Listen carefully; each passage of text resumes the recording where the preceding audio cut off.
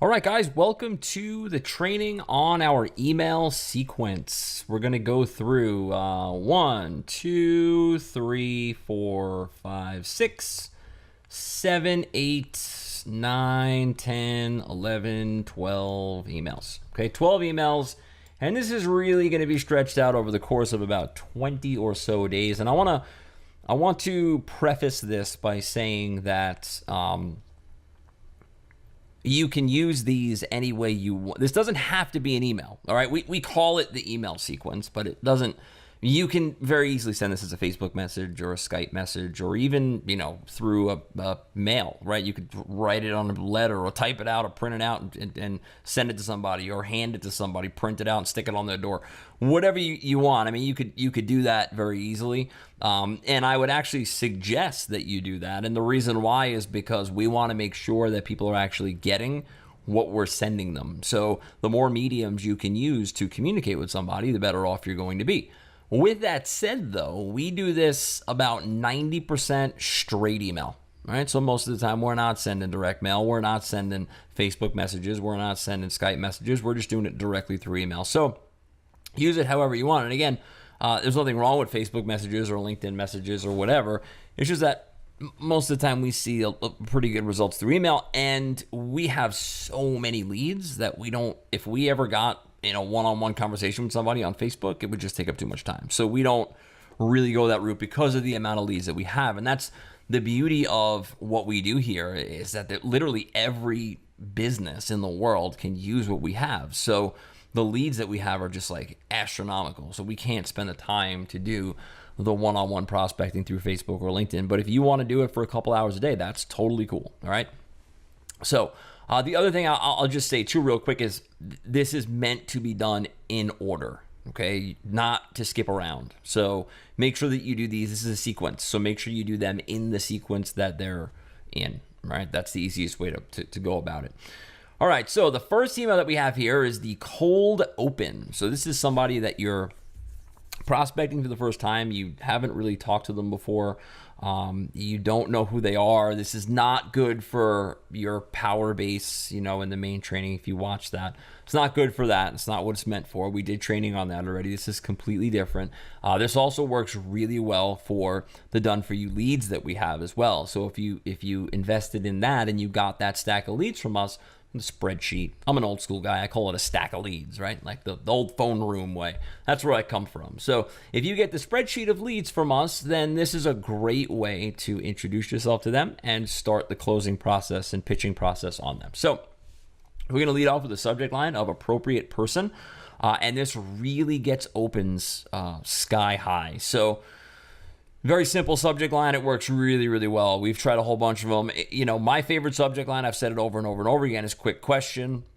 I'm the first to admit when I'm wrong. This opens 1,000 times better than that. So we're looking to get the email open. That's the goal of a subject line. So that's what we're going to do.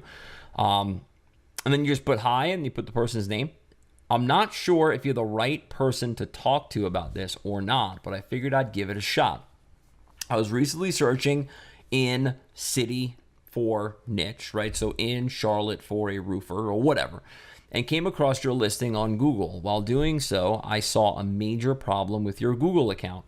I can fix it for you for free in about an hour. Just need to confirm some info with you. When's a good time to talk? And then you put your name and your phone number there.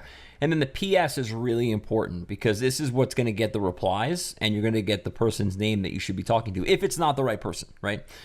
PS, if you're not the right person, if you're not the person who handles this type of thing, please reply back and point me in the right direction. Thanks. Okay, so after 2 days of no response, and I'm going to get into what to do if they respond later on. So I'm going to go through all the emails first. I'm going to teach you how to handle it if they do reply to you. So we'll go through this first, and we'll get to that second. All right, so after 2 days, if they don't reply to you, subject line, free to talk. These are all split tested. These work. So that's why I'm not giving you like 3 or 4 to test out. These work exactly the way they are. So you're literally copying and pasting this into a Gmail account or whatever, sending it off. That's pretty much it, okay? Hi, name.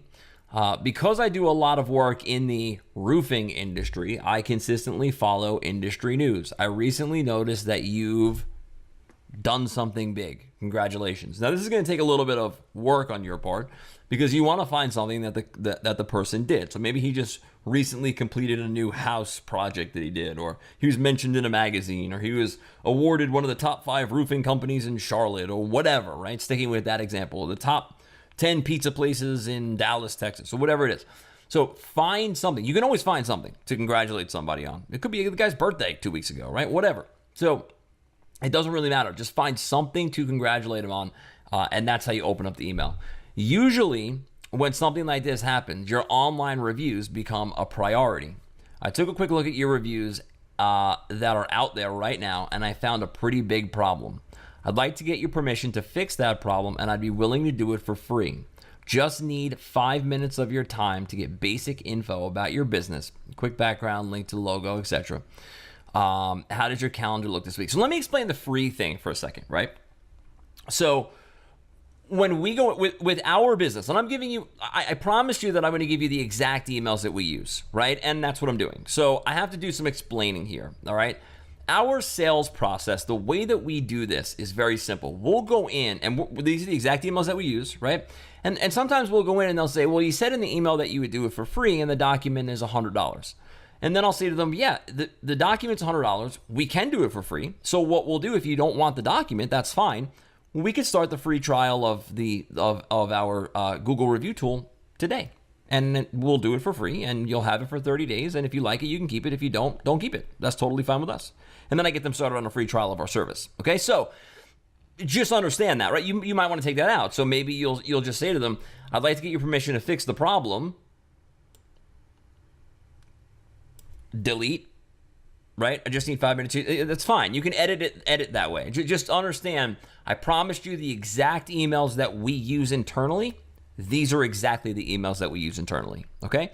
So usually what ends up happening is I am able to, and my salespeople are able to flip them from the whole we'll do it for free to buy the document. And the reason why is because we say to them, listen, you can have this document that you just hand out to people and start getting the reviews coming in right away while you're getting used to the platform over the next 30 days. The platform's free for you.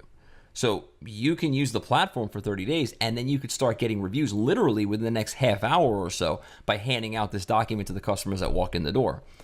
Or you can try to figure out the platform. Maybe a couple people will leave a review for you using the platform, and if they do, great. If they don't, oops, right? So I would rather go the guaranteed way and pay the $100 for the document, get the document to hand out to your customers. We'll customize it for you, have it all set up for you. Get the document to hand out to your customers, and then start the free trial of the review tool. That way you have that review tool running well by the time the 30 days are up, and then you'll be able to continue with it, or you can cancel whenever you want. So we're able to flip them over pretty easily, all right? If you don't have that skill yet, or you don't want to do that or whatever, just take the word free out of there. That's totally fine as well, all right? So I just felt the need to explain that. But again, these are the exact emails that we use, and I that's what I promised you, so that's what I want to give you. Okay, next one here, approximately 2 days after. Subject, is this yours? Hi, name. I'm sorry we haven't been able to connect. I'm sure you're busy, as am I, so it's really no big deal. Since we can't seem to find a good time to talk, I went ahead and created something for you that I think you'll like. It's literally for you and you only, so I'd appreciate it if you check it out and let me know what you think. Here's a link. So what we do here in the demo video is one of two things.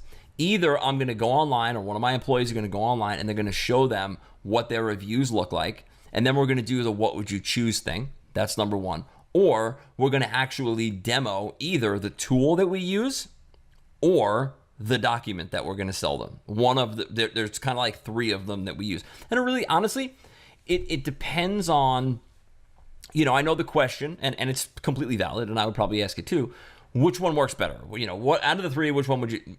The honest answer is like whatever I feel like in the moment. Like sometimes I'll do the demo of the tool. Sometimes I'll do the demo of the document. Sometimes I'll just go on there and be like, dude, your reviews suck. Like, what do you think your customers are looking at, right? If they had to choose one out of these 3 pizza places, which one are they going to choose? It depends. It really depends on what I'm feeling that day. And it depends on my salespeople. What are they feeling that day, right? They have free reign to make whatever video they want. They can do whatever they want as long as it's within the guidelines of our company policy and what we do. But the bottom line is if they want to do a demo video of the tool, they can. If they want to do a demo video of the document, they can. If they want to do a demo video of what their Google reviews look like right now, they're free to do that. It's really up to them. So there is no answer to what works better. It's just really what I feel like doing in the moment. That's kind of the best answer I can give you. All right. Let me know how you like it, and feel free to reach out with any questions, name, number. Then we wait for about 3 days, and you'll see the wait time here, right? So we'll wait again 3 days. Subject, do you work weekends? Now, I'm kind of being a little bit of a smart ass here, right? Because I wrote the guy now a total of 3 times. They didn't reply, because if they reply, we take a different path. So they didn't reply, right? And I'm kind of like saying, listen, are you even there? Like, do you even do your job? I mean, I've been emailing you Monday through Friday between the hours of 9 to 5, and you're not answering me. So I'm starting to wonder if you even work at the place anymore. So that's kind of like the way I'm going about it here.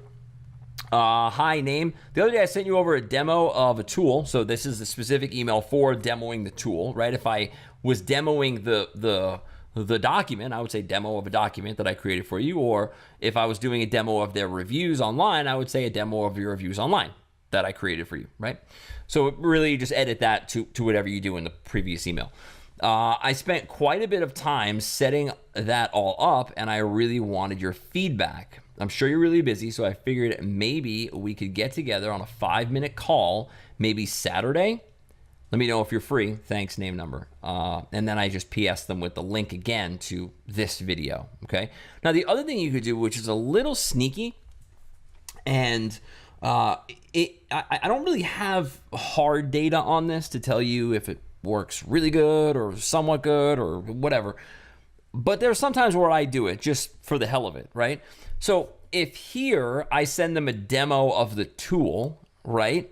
What I'll do here is I'll change this line a little bit, and I'll say, here's a link of something I created for you just in case of the thing I created for you just in case you missed it. And then I'll link them to a second video that's not this one.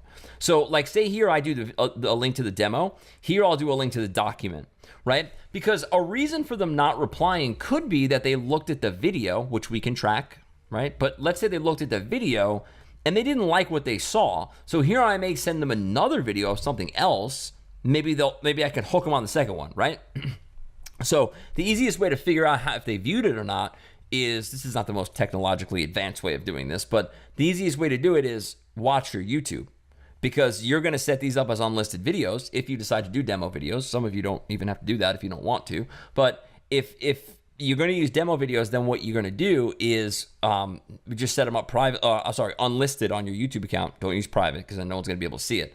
But use unlisted videos on YouTube, and then no one's going to be able to find that but the people that have the link. So if you look at your YouTube channel and you have that video up there and you're the only one that watched it, there's 1 view. You send out these emails, and then 2 days after you send out the email, there's 4 views. That means at least one person from the company watched it, or someone in the company watched it a couple times, right? So that's the easiest way to figure out if somebody watched it or not. We're going to wait another 2 days here, and then we're just going to ask them for permission to call their competitor. These are where we get all of our sales right here. This one right here, 5 and 6 are where all the magic happens. And here's why. There's a couple of reasons why. Number one, they're really good emails. But really the reason why is because, let's look at like the market or the industry, the internet marketing industry as a whole, right? Or the offline industry as a whole, or the service, the internet service industry, right? The marketing consultants, or whatever you want to call them. 90% of people are not going to do anything. Okay, so take them out of the picture. 9 out of 10 people, they won't do a thing. They won't even send this email out. Don't be one of those people. Remember in the first video, I think it was, we talked about just going from the 90% to the 10%. That's all we want to do. That's our only goal here. Be one of the 10% of people that actually send this email out. But if you are one of the 10% of people that send this email out, what ends up happening is if the person doesn't reply, that's the end of it, right? That is your cold emailing campaign, quote unquote. If somebody doesn't reply, it's over. And that's where the mistake happens, because most of our sales, again, we'll get replies here sometimes. Most of the time, we'll get a reply here that says, I'm just an assistant manager here. I'm not the one that's going to handle this. Talk to Joe. There you go. So now I write here, hey, Joe, and I talk to Joe, right? So we'll send this one out. And if nobody replies here, then we'll send another one out. So again, when we get to 5, 6, 7 emails out, we're in uncharted waters. Like nobody is competing against us at all, because the people that sent out this email, although it's only 10% of the entire industry, they're giving up after the first email, right? Most of them. 90% of them are giving up after the first email. So now I'm competing against 1 out of 100 in the second email. By the time we get out to 4, 5, and 6, there is nobody out that far. Okay, so we're the only ones out there, and that's why we get most of our sales here and here. Okay, permission to call your competitor. Hey, I never like doing anything behind anyone's back, so I figured I'd shoot you a quick email before I moved forward. You haven't responded to my last few emails, and I was thinking of going ahead and working with competitor in the area. But I wanted to be fair and reach out to you first. It's the right thing to do since we've been in contact the last few weeks. If you're okay with me working with competitor, just shoot me an email back and let me know. On the other hand, if you like the demo and want to set 5 minutes aside to chat, let's do it. Either way, let me know. And then you put your name and your number. No response 3 days later. Permission to close your file. It's my favorite email out of the whole entire sequence. This one replies back with interest more than any other email that we've ever sent. This one right here. And it's so simple. This email is so easy. Permission to close your file. Hey, hi, name. We are in the process of closing files for the month. Don't freak out about that. A lot of people will come to me and they'll read that email and be like, oh, well, I'm sending it on the second day of the month. Okay, we close our files on the second day of the month. Like whatever, it doesn't have to be the end of the month, right? We're in the process of closing files for the month. We do that every day. We close out people's leads or whatever. Typically, when I haven't heard back from someone, it means they're either really busy or aren't interested. If you aren't interested, do I have permission to close your file? If you're still interested, what do you recommend as the next step? Thanks for your help, name, number. This email right here, almost every response that I get is, I've been just bogged down with a new project and I'm really sorry. I got the stuff that you sent me, but I really haven't gone through it all. And it's like they're apologizing to me. That's usually what you're going to get here. Okay. So that is the first 6. Those are the first 6 emails that we have. This one here is after a voicemail. So we do a lot of voice drops here at my company, and I hate them, to be honest with you, and they don't work at all when it comes to generating sales. But what we use them for is an excuse to email somebody.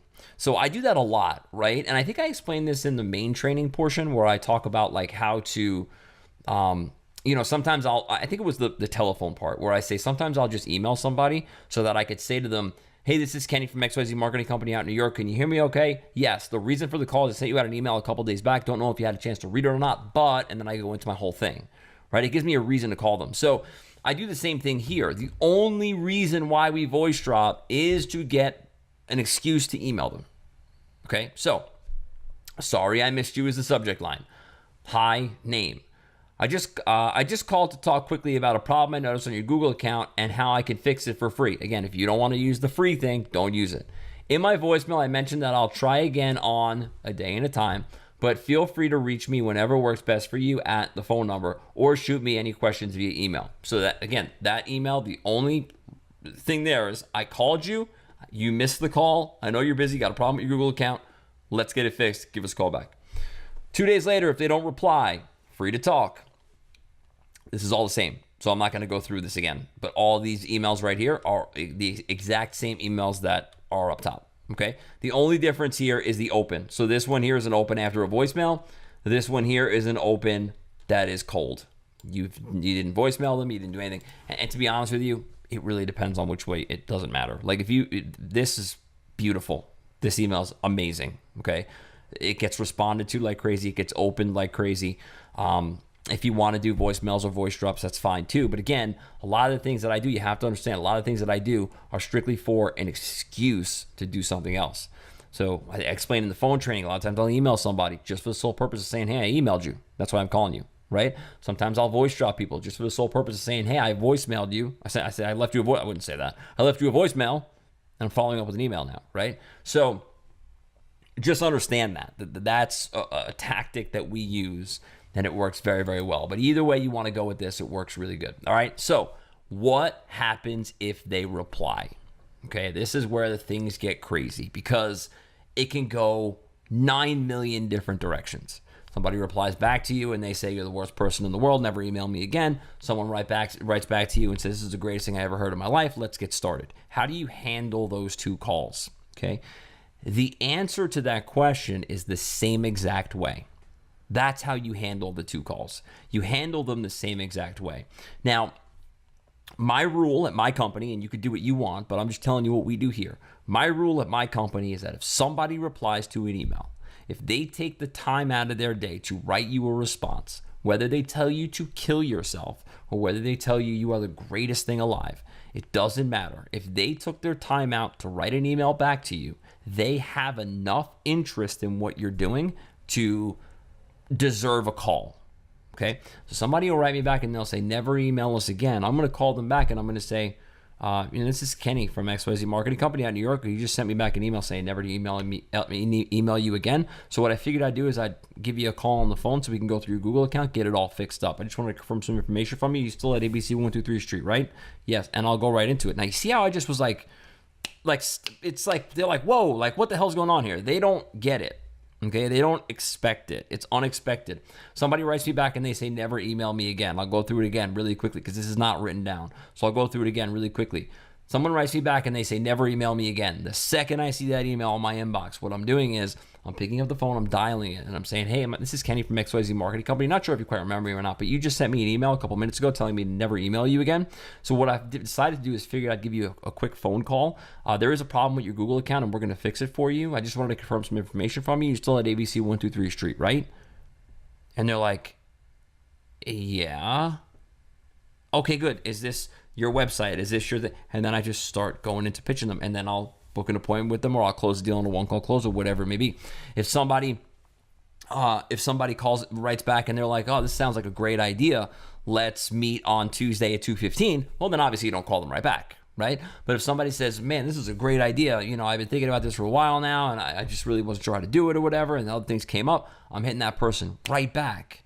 And I'm calling them, I'm basically saying the same thing. I'm saying, hey, this is Kenny from XYZ Marketing Company out in New York. Not sure if you quite remember, but you just sent me an email a couple minutes ago. And you have a problem with your Google account. We're here to fix it. Just need to confirm some information. You're still at ABC 123 Street, right? Your phone number is still this. Your web address is still this. You're the owner of the company. And I start onboarding that person into my process.